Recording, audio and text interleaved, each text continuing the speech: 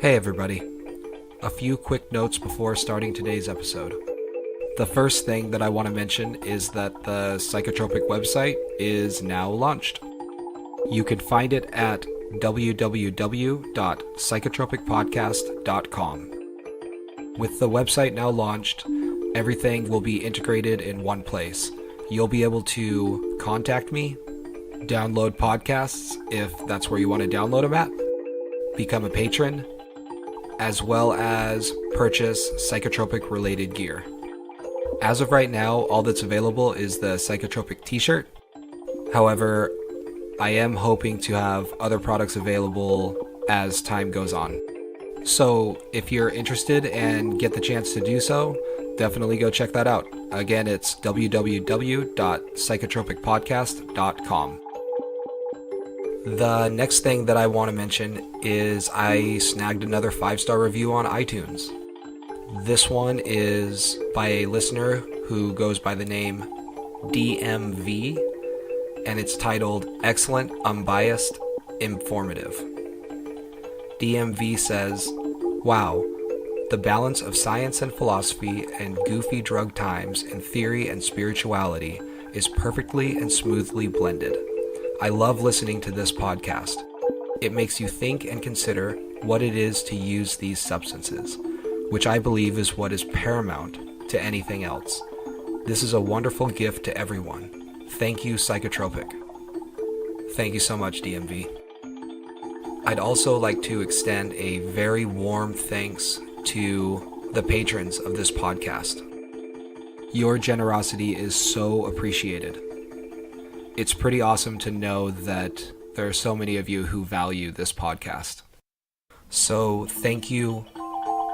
I'm not sure how to pronounce this. tunjgz, Erica Enders 3, and CaptainShrapnel. You guys are awesome. Lastly, I found the subject that you're about to listen to on Instagram.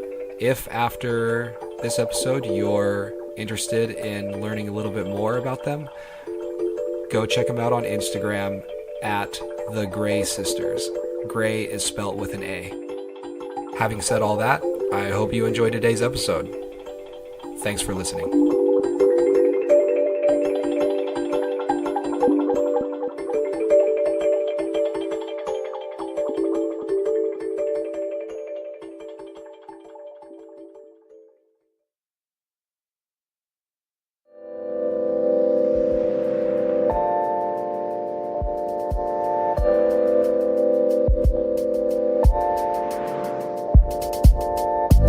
The way that I found you is through Instagram.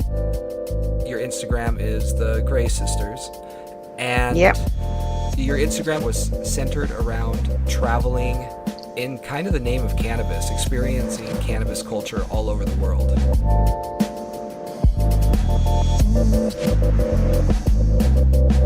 Yeah, it's definitely something that we're passionate about, and it's something we're enjoying finding out more about. So we decided that we would sort of document it a little bit and kind of share our experiences. But yeah, I would say that that's basically what we're doing, is we're traveling and we're finding out about different cannabis cultures in different countries. And we're having a great time, I have to say. Psychotropic presents Natalya from the Gray Sisters.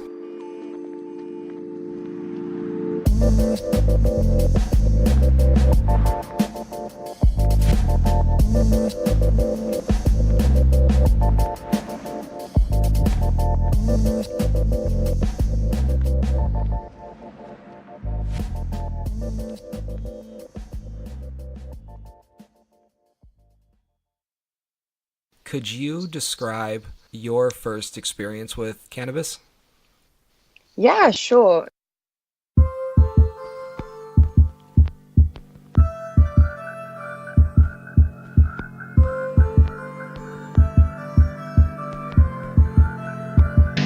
Despite my accent, I didn't actually grow up in the UK.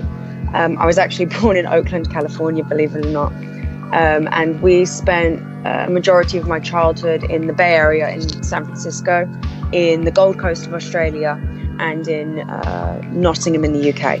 And anybody who's been to any of those places knows that they are very accepting of weed culture there. So honestly, it's been something that's been in my life since as long as I can remember. I'm 22 years old, so I was born in 1997. In 96, medical weed, it was legalized in California. So for me, it's been something that's actually been really integral to my life pretty much since I was born.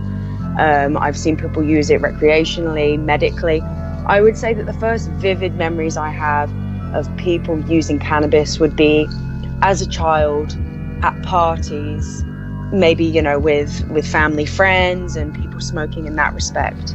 Those would be my earliest memories of people relaxing by fires and listening to like 90s house music and smoking weed. Those would be my first memories of it.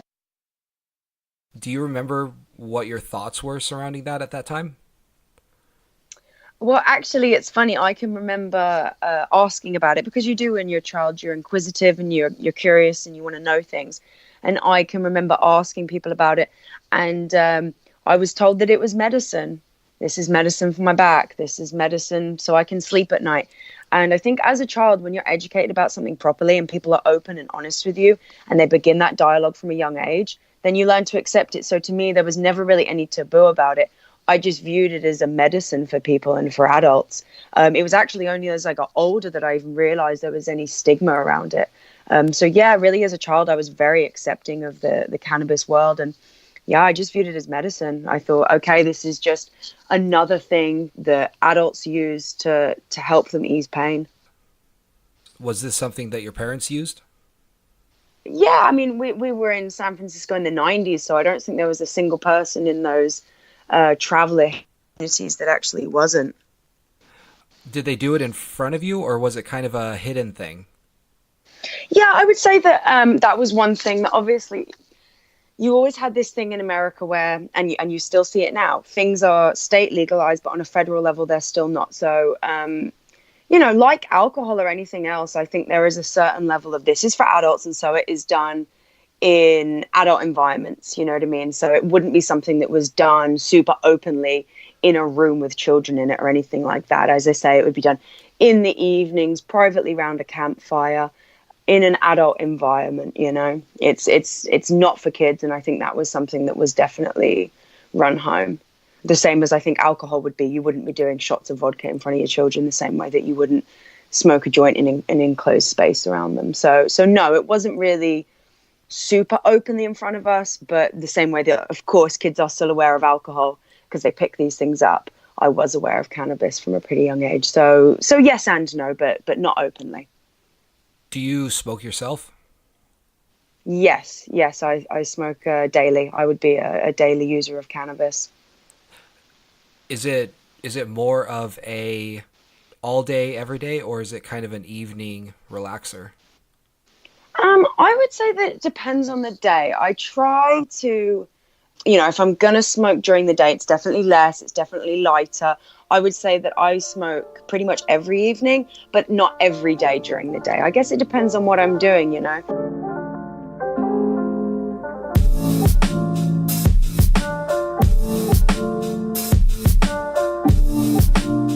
I would say that I'm a recreational user. I'm a huge supporter of the medical use of it, and I think that would be the most important fight when it comes to cannabis. But I would say that I'm predominantly a medical user, but I mean a recreational user. But there are moments where, you know, if you're stressed out or if you're just really not feeling it for the day and you've got to go get on a big, you know, busy, crowded train full of people and you really don't fancy it, sometimes smoking a little bit of weed for me helps kind of encourage me and propel me forward to be confident during the day. So predominantly in the evenings, but bits in the day too, you know, for me.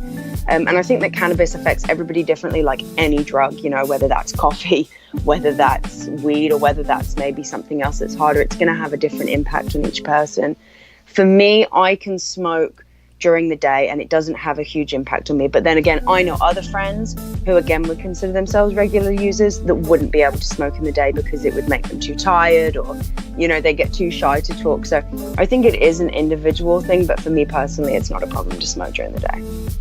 What does it do for you cognitively? You've already mentioned that it seems to kind of be a motivator, or maybe you use it as an anti-anxiety medication? Yeah, I mean, I think this is something that the more that you speak to people who use cannabis in their day-to-day lives, the more you realize that it's not really like an escape from reality, it's more an enhancement of reality.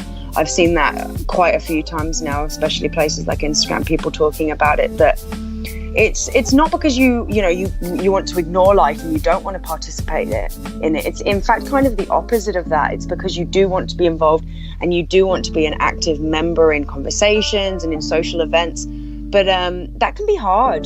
The world is very stressful. We deal with things in day-to-day life that are not natural to humans, like stress. And I think cannabis can be a real way to kind of diffuse that and just help you get through day-to-day stuff without it crushing you. I think for me, my life wouldn't be the same without cannabis. And I think some people would say that sounds dramatic. But for me, I just know it wouldn't be. It really, really enhances my life. And I feel like my life is better as a result of it.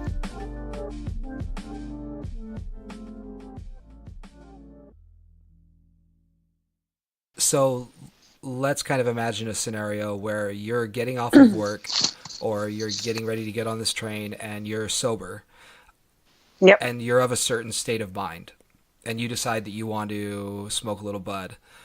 Can you describe that shift in perception / cognition / consciousness that you experience?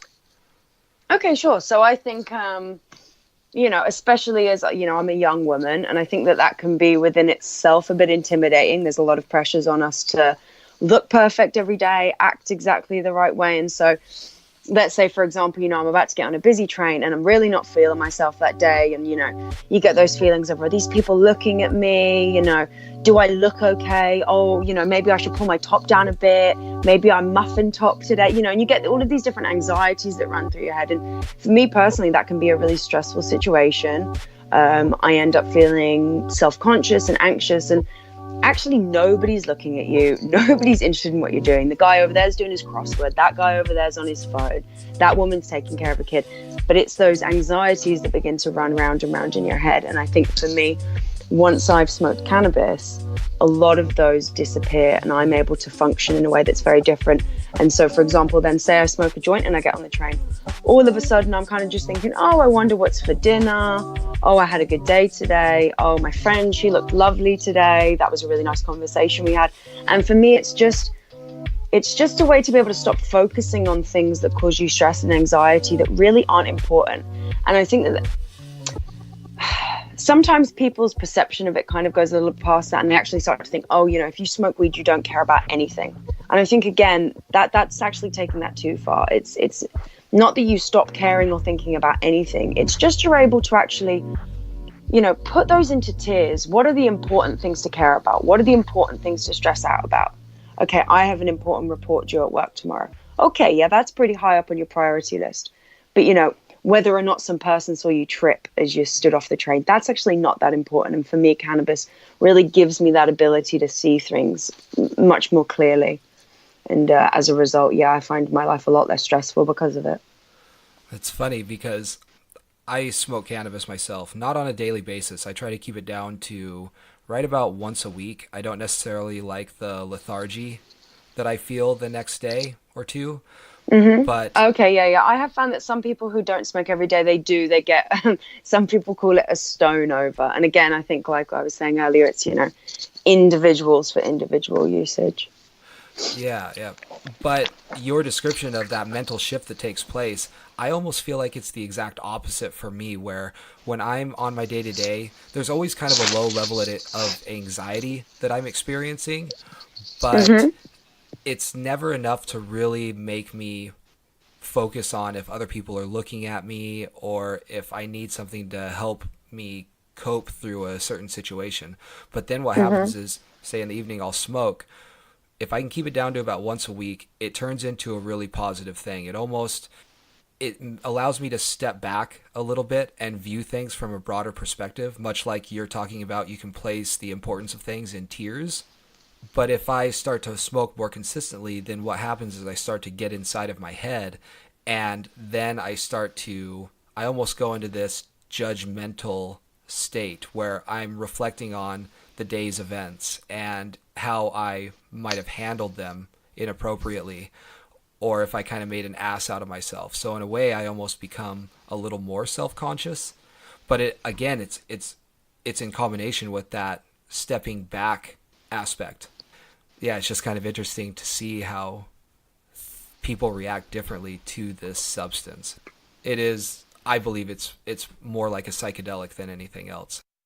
Yeah, I think that I would say that it definitely has a more psychedelic lean to it than anything else. But I think that first of all, obviously, it does come down to what strains you're smoking and things like that. Different strains have very different impacts. But I think it really is individual use. I mean, even take me and my sister, for example. And obviously, that's what the Instagram is surrounded around. And our whole project is me and my sister. Cannabis actually has an extremely different impact on her and what it does to me. My sister cannot smoke cannabis that is of a strong THC level during the day. She would cease to function. She would be paranoid. She would be stressed out. So she actually just smokes CBD heavy weed during the day and will reserve smoking THC for the rare evening. So I think that I would actually go as far as say cannabis isn't for everybody. It really isn't. And I think that each individual really needs to through, I guess, like trial and error, if they want to be using cannabis and trying it out, it really is a matter of getting to know your own personal relationship with the plant and really getting a thorough understanding of where you lie with that. I would say that in some ways, me and my sister are really on opposite ends of that spectrum. For me, I actually function better when I'm smoking weed. And for her, like I say, she literally wouldn't be able to do what she needs to do in a day if she was smoking lots of THC during the day. So I think it really is a matter of kind of sitting down with your own self and really looking at what the appropriate level is for you. And I think it can be massively different for different people. Do you remember the first time you got high?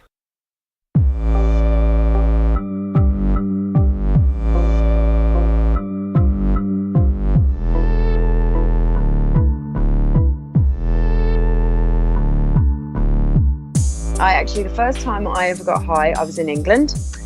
And again, this is why part of the reason that I think that we need to take away the stigma and the taboo of cannabis, because you do end up with children trying it in environments that aren't necessarily the safest and the best environment.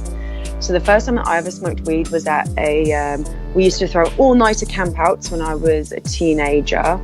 And basically everybody would go to a local field or a local woodland and everyone would just stay up all night drinking, smoking weed, whatever. And I came one night and all the guys I knew were like, hey, we're getting high, we're smoking weed. Do you want to join in? And I thought, yeah, screw it, why not, you know? And I would say that it was probably a pretty life-changing experience for me, really. How to put it into words. I mean, for me, it was kind of like somebody like opening a lock, you know, and like introducing this whole different way of thinking to me. For me, it was very much a realization that there is a different way of looking at the world.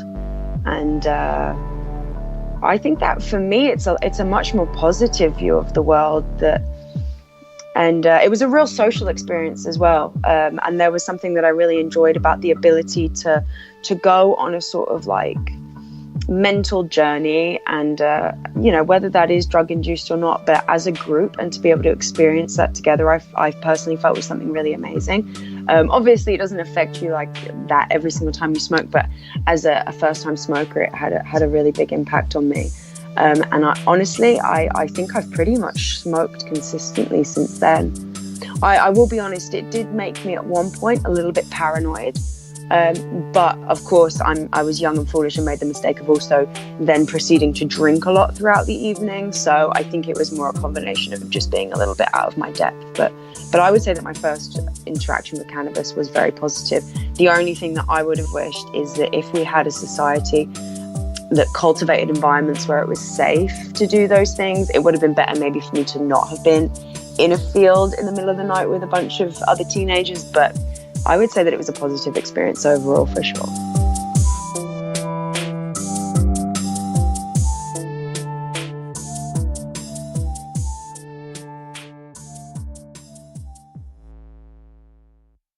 How do you feel about younger adults using, like teenagers?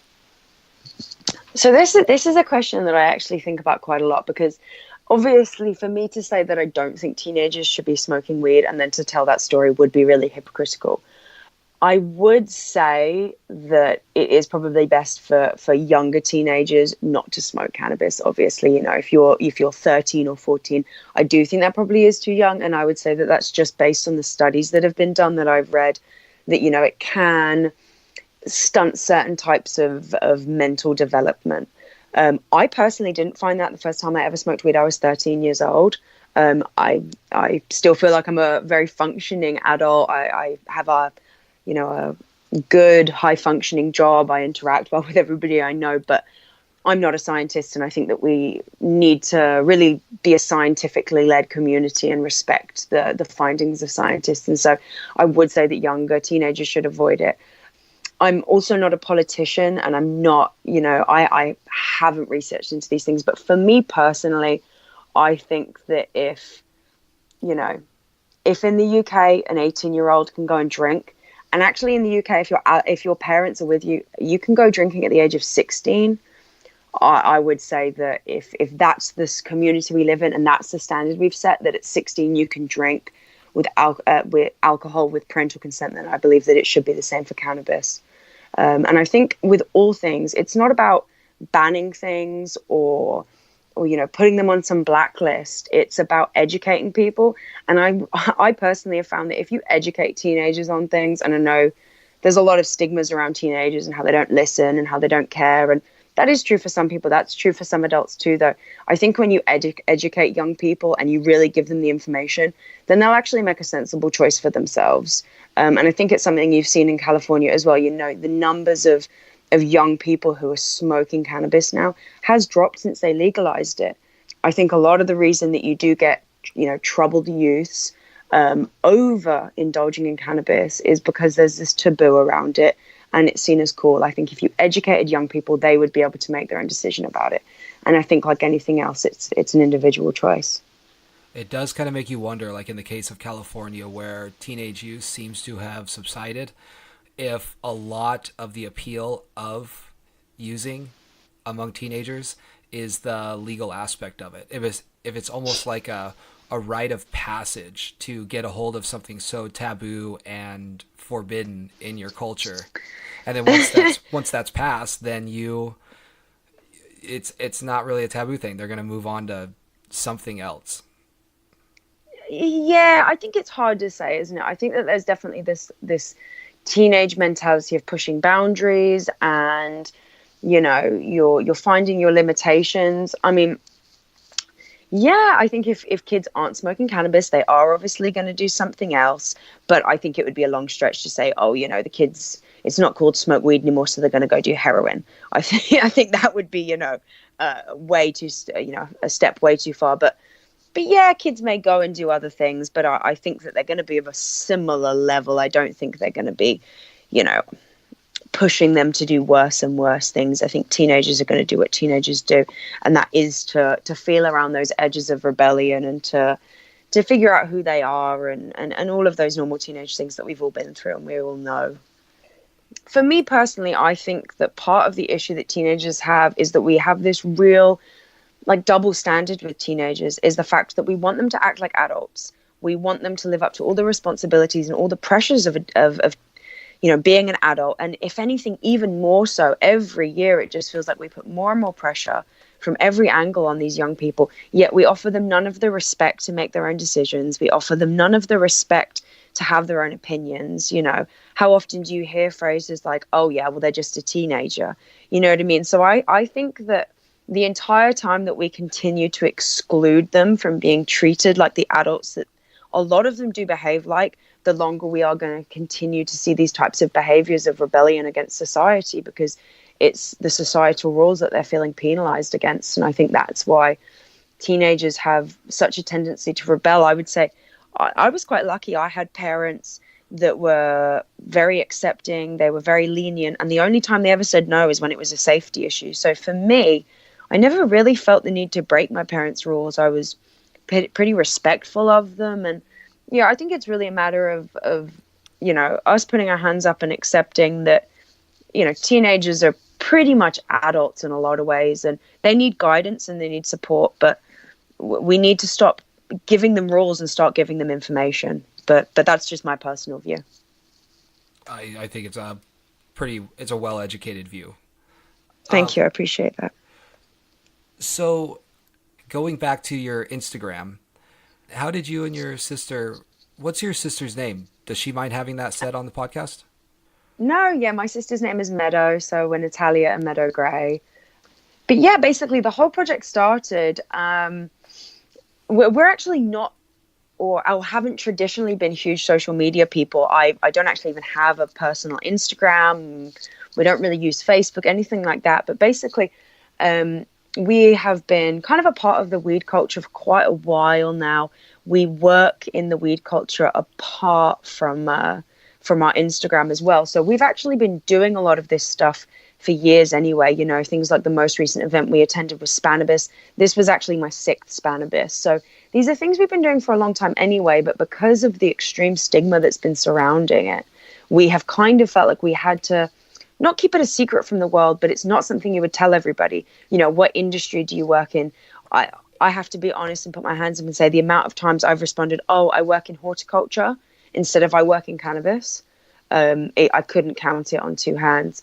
But now especially with everything that's gone in America, the stigma has really been stripped from that. And for the first time ever, we're able to really be honest and open about who we are and what we do and what our community is actually really like, which we found to be a really fantastic, loving, embracing community to people from every, genre of humankind. And I guess we basically just got to a point where we kind of realized we actually are kind of doing things that people might be quite interested to see. And so we just decided to start sharing it. And I think we also wanted to show the real face of what cannabis users look like. They're not all, 17-year-old boys who are sat on the mum's sofa, or 30-year-old men who never moved out, who smoke and don't do anything with their lives.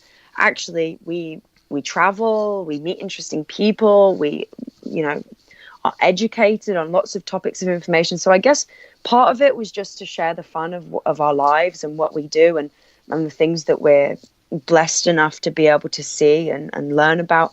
But I think it was also just to show to those people who maybe didn't realize that there are smokers who still have really productive lives, that actually there's a huge number of people who are CEOs, that are CFOs, that are firefighters, or the woman who brings you your post. From every different area of life, there are people who use cannabis as a part of their life, and they get on just fine. And we need to stop pretending that smoking cannabis makes you a bad person, because it just doesn't.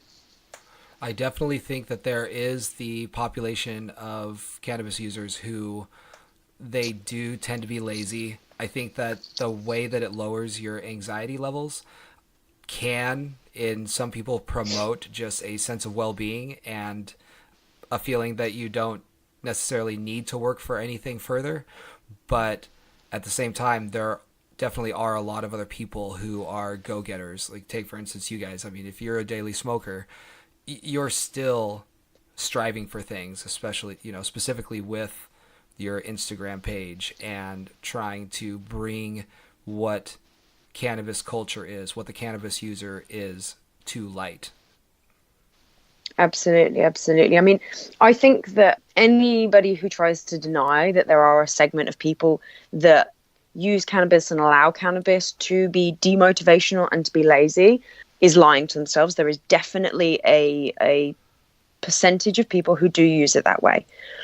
But I would say that anybody who's in the real cannabis industry and the real, what we would call the cannabis community, which are the faces that you see time and time again at the shows, at the events, all of those people, I would say that they fall into a category that we call the functional stoner.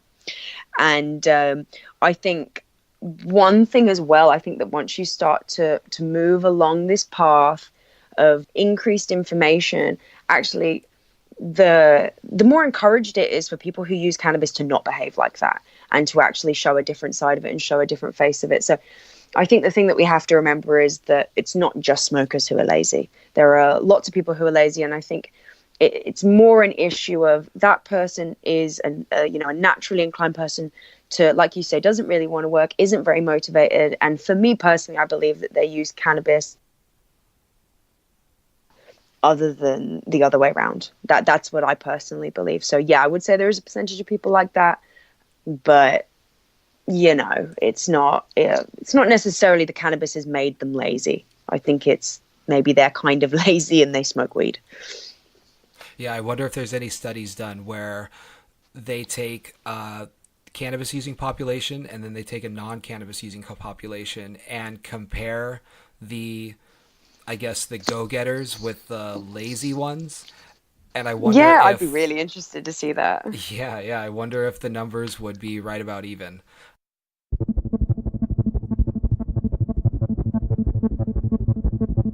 Where would you like to see your Instagram endeavor go? Where would you like to see the Gray Sisters go? Both traveling wise as well as directionally. Yeah, directionally. Yeah.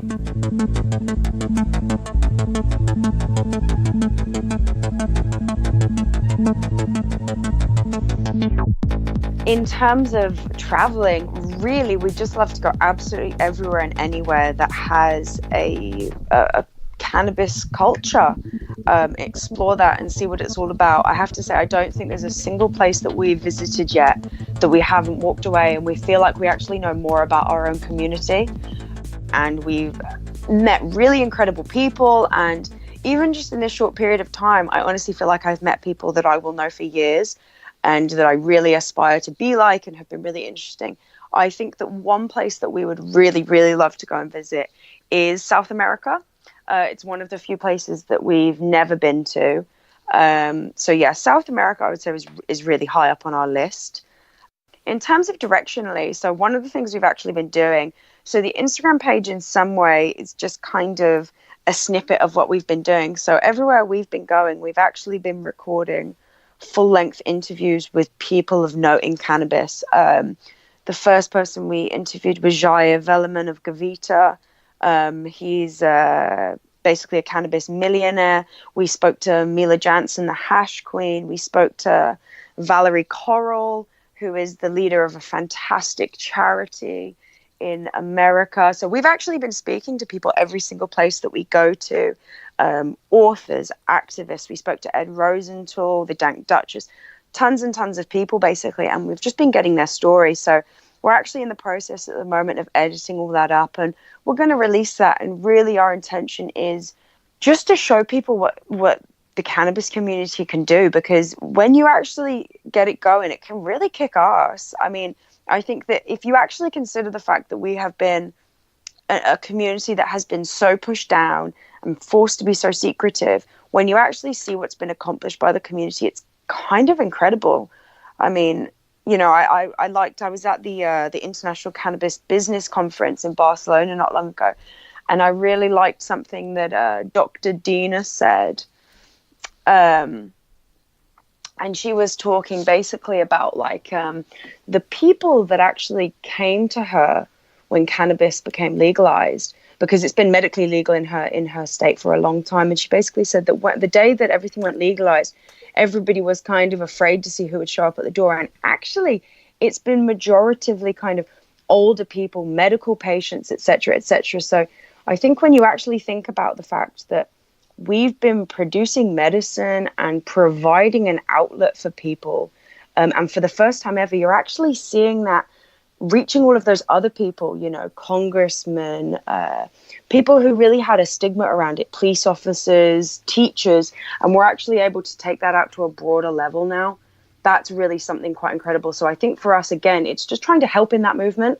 Cannabis has done so much for us on a personal level that we really want to be able to give back to the community now. And especially in the modern day, being able to have a voice and a platform is kind of invaluable, really. And we're aware of the fact that as young women, maybe people don't always expect you to have too much about you. But actually, we found that in the cannabis community, there are so many inspirational people, and a lot of them are women, that we're kind of just excited to basically be able to share that story and contribute to the movement, which is something that I guess for fear of penalization, whether that be from the police, or whether that be from just people we know in our own community, to finally be able to stand up and people ask you, what do you do for a living? Just to be able to say, I work in cannabis. That's pretty liberating. So yeah, we're just really excited to see where the whole thing goes. But that's really the aim, is to be able to document the most interesting stories in cannabis to not just our own community, but to anybody who's interested in having a look at what our subculture has to offer. It is pretty amazing how far it's come. I mean, here in the U.S., it's still a Schedule I substance, and I believe it started out that way, and slowly it was medicalized, and then there was enough advocates for it and enough work done surrounding it that now it's I feel like it's quickly become legalized in multiple states, and that's a train that's not slowing down anytime soon. No, I think that this really is the moment, and you never know what's going to happen, but I think for most people whom I've spoken to, this really is the moment where we're finally going to see huge change, not just in America, but on some sort of global level. And it's not just happening in the States. You actually look at countries like Portugal or Luxembourg. Luxembourg is about to go fully legal recreationally. Portugal is now medically legalized and is intending to go recreationally legal in the next few years. Even in the UK, even though we do still definitely live in a cloud of paranoia, you can now buy CBD flower in shops legally. You can go and buy all of your CBD products. THC is still illegal, but we are definitely seeing a mentality change without a doubt. And we're watching basically decades and decades of people's hard work and activism finally coming to life and paying off. People went to prison so that we could have this. People lost their kids so that we could have this, so that people could have medicine. And I think the biggest thing, and I hope that I speak on behalf of the whole cannabis community when I say this, that yes, of course, we all want to be able to smoke weed so we can get high. But that's not the real issue. The real issue is you have got children, you have got families that are watching members of their family suffer unneedingly. And for me, that is a crime on every single level. If we can provide medicine, especially to children, you look at the difference that it makes to families. For children that have epilepsy, the fact that they are going from having almost zero quality of life to being able to live a fully functioning normal life, you cannot ignore that. And in my personal view, anybody who chooses to turn that back on that clearly has no heart. I mean, this is changing people's lives. And for me, that's what this is all about, is it's life-saving. It's life-changing to see the tears in those parents' eyes when they, for the first time ever, get to really meet their child. That's really irreplaceable. Yeah, I want to get high, but that child needs their medication. I feel like another big thing about this movement is it's kind of a movement towards allowing people to lay claim to their own consciousness again. They're not necessarily being told you can't do this thing that is harmless or seemingly harmless. The reason I say that is because with legalization, I do kind of wonder how the societies that have legalized cannabis will change over the next 20 or so years. Like, is society going to... Yeah, absolutely. And if that's the case, if something super bad happens, then I think we need to take a step back and have a conversation about, is this something that we want to continue with, or is there a reason that it's illegal? But as far as I know, it hasn't been banned because of those reasons. Yeah, absolutely. I mean, the issue really stems from the fact that we have decided that the government and the legislators get to make decisions about what individuals do with their own bodies. Again, now I'm not really, I suppose, talking on behalf of the whole community. Different people have different views on this, but my personal view and the view of my sister and of my family is that people have not just should be able to, but it's an integral human right that people are able to make their own decisions about what they do with their body. I would say that society, not necessarily specifically where we're at the moment, but the idea of having communities and societies and rules and laws, it's not just good, it's integral to the functioning of day to day and protecting people and making sure that the most vulnerable members of our society don't fall through the cracks. But actually, we're not doing that when you criminalize drug use. Obviously, different drugs have different impacts, and we need to address those differently. But for me, it is a human's right to be able to decide what they do with their own bodies. Obviously, if you're going to smoke weed and then go act like a crazy person and rob a bank, that's different. Not that I've ever met anybody who has smoked a joint and suggested that that should be what we go and do for the day. But realistically, people get to, or should really get to, decide what they do with their own person, as long as it doesn't have a negative impact on other people. And if anything, I find the criminalization of things a total drain on resources, especially when you look at countries like the UK. We don't have privatized prison systems, so they are funded by taxpayers. And so effectively, we have got taxpayers paying our prisons to incarcerate people for smoking weed. That money could go to our NHS system, our national health system, or it could go to schools. It could go to taking care of our elderly. There are so many better uses for that money and those funds that I think it's a real shame that we're using them to imprison people who choose to make certain choices about what they put in their own system and their own body.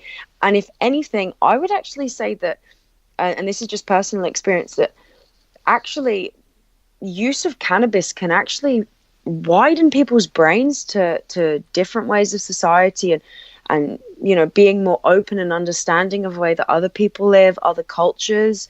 So yeah, I think it's a real issue that we've ended up in this situation where the law gets to dictate what individuals do with their own system. You know, whilst we live in these fleshy bodies, God knows what happens when we don't anymore. But during that time, I think it's really important that people get to make their own choices. And I think that we are losing the sense of control in our own lives.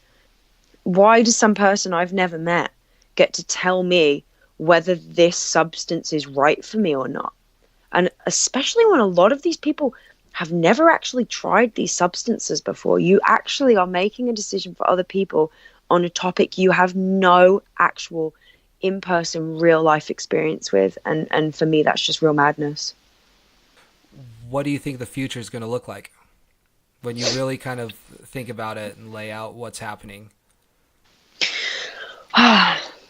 So, I mean, realistically, there are two ways that this plays out. I do think we're heading towards some sort of global legalization. I do believe that. I like to believe in the power of people. I like to believe in the goodwill of people. And I like to believe in joint effort. And so for me, what I really hope is that we end up in a culture where everybody is able, if they so choose to grow their own medicine, to grow their own smoke, even if that is for recreational use, but especially medical use. And everybody who can't, doesn't want to, isn't interested in growing their own, is able to get that from a safe, well-managed, ethical source. Having said that, I do think that there is a dark cloud looming over cannabis, and it is something that we really need to address, and we need to look at immediately. And it is something that absolutely everybody in cannabis is talking about, and that is the increased number of companies and increased role that these large mega corporations are beginning to play in cannabis.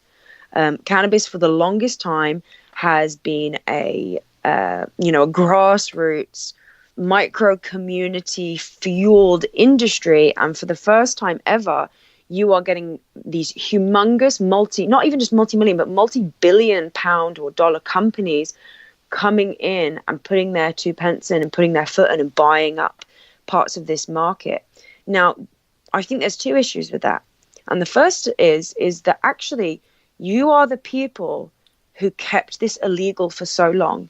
You were not willing to stand up for people. You were not willing to stand up for the children who were suffering and dying, whilst cannabis activists were being put in prison, and as I say, having children taken away, all sorts of awful, awful things that took place in the war on drugs. And they kept their mouths shut during that. Now, after all of the hard work that has gone in, and we are seeing the stigma be lifted, now all of a sudden you want to be involved. Now all of a sudden you're calling it a medicine. There is something fundamentally and morally wrong with me, to me in that. But then you've got the other issue, and that is how much control and power, again, over medicine, do we give to these corporations?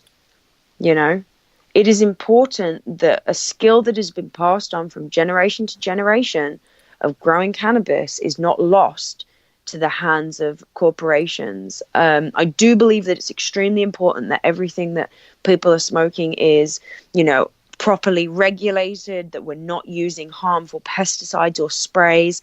But at the same time, I'm not actually sure that those mega corporations deserve to reap the profits that they're going to, are going to reap as a result of the hard work of other people. One of the most inspirational people that I've met on my journey, who is an old family friend, is a man named Ed Rosenthal. Anybody who grows cannabis knows who he is. He almost went to prison for a very, very long time for the activism work that he did. And when you actually hear about the fear that people had to experience, the idea that, they were going to lose absolutely everything because they believed in the rights that people had to a plant. There's something that does not sit right with me, that now the megacorps are getting involved. And for me, that is the fear, that we are going to end up in a situation where everything is owned by these megacorporations. And not just that, but you have got families that have been relying on the income that they have received from cannabis for a really, really, really long time. And I love being able to walk into a dispensary and buy weed. I know people that run these dispensaries, and they are amazing people. But I do think that we need to address the fact that we have just stripped a lot of people of their income and of their jobs, and we need to begin to address these situations, because people have been feeding their families from growing weed, and all of a sudden that's not an option to them because they cannot compete with the prices that a humongous company can produce marijuana for. So there's a couple things that I think about regarding this. First, it kind of sounds like you take issue with the hypocrisy that's inherent in that switch, and how it kind of brings up, or it kind of reveals the coldness of corporations, which I do kind of view as an aspect of the human psyche. Yep. And how it's so influenced when money's put on the table. The other thing is, over here we have major corporations like Bud Light or Budweiser. Yep. Right? But we still have this flourishing microbrew industry. Yep. And I kind of wonder if cannabis were to be opened up to these mega corporations, just full force, if we would kind of see something like that, or if the corporations would somehow just weed out all the little guys and take over, because it doesn't seem to be the case with alcohol. Yeah, I think it's interesting that you say that, because this is a comparison that I've actually heard a few times now from different people that I've spoken to do with this parallel between the microbrews and home cultivated cannabis. Now, anybody who has smoked enough weed in their life knows that great weed is grown everywhere. Now, there is always, always, always going to be a place on this planet for people who are able to produce fantastic cannabis with excellent genetics. So I do believe that even if the megacorps completely took over, that there would still be a place for those people. My concern is more, though, that will be such a minute percentage of the cannabis sold on this planet. And I will also say this, though, that I don't believe that there is anything inherently evil about, a corporate cannabis industry. I don't believe that. But my point really, I suppose, is that, okay, we have done well, not myself personally, but as a community, the people who have fought for the legalization have done all of the groundwork for you. They have done all of the fight against the stigma. They have done all of this work to allow people to have access to this medication. Now, we have no choice if these mega, companies are going to come in and buy everything up. We don't get a choice in that. Money wins. But I guess it's down to those people who are going to make those decisions, those people on the other side, those people in the boardrooms. And I guess that the message from the cannabis community would be, please remember everything that had to go into this. Excuse me, so that, those children can have their medicine, so that elderly people who have arthritis don't have to suffer, so that cancer patients are able to get through that experience without it being just awful. And I think it's really that if these mega corporations are going to come in, then it is up to those people at the top. And as I say, I work in a corporate company. It is up to you as an individual who runs one of those corporations, who is in that boardroom when those decisions are being made, to actually stand up and do what's right.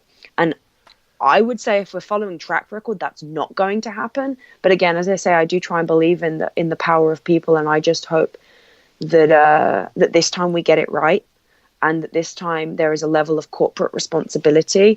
And with everything, it's vote with your dollar thing. If you are going into a dispensary, what brand are you buying that from? If you're a real cannabis lover, have a look. Who are you really buying that from? Do you believe in the ethos? Is it being, how are they giving back to their community? What are they doing for those people? And it was one of the things that I actually thought was really interesting when I was speaking to a lady called Valerie Coral, who runs actually an incredible Santa Cruz-based charity that has basically been providing cannabis to medical patients for just the longest time, whilst under this cloud of fear from the federal government. And I said to her, wow, it must be so amazing for you and your patients now that this has become state legal.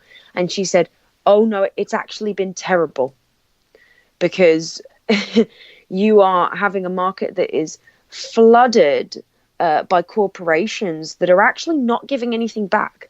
This isn't, all of the small farmers in these areas giving a little bit and helping and giving back to their community. And again, actually going back to another thing that the amazing Dr. Dina said, she said, one of the things that kind of sucks is before, if somebody came in off the street and they were, clearly really suffering, maybe they were homeless, maybe they don't have the money to pay for this medication, she would be able to go into the back room and give those people a joint. She cannot now do that because of the tight rules and the tight regulations that are going in, that these corporations can bend and mend to, but the smaller corps can't. So yeah, like everything, it comes down to individuals. Corporations are not inherently evil. They are run by people. This isn't a message for the corporation, it's a message for the people who run them. And we are handing you something, and you're responsible for that now. And if in 15, 20 years, we have still got mass suffering because of the fact that people aren't able to get proper high quality medication, or all of the people who fought for this for decades no longer have a way to sustain their own lives, then that's on you. And you kind of have to live with that. And if it was me, I wouldn't be able to. But yeah, that's really what my thoughts are on it. It's an individualistic thing.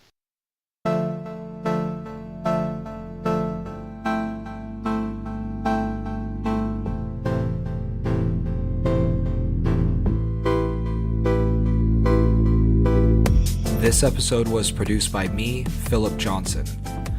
All songs used can be found in the description section of this episode. If you liked what you heard today, please subscribe. Also, rate and leave a review on iTunes.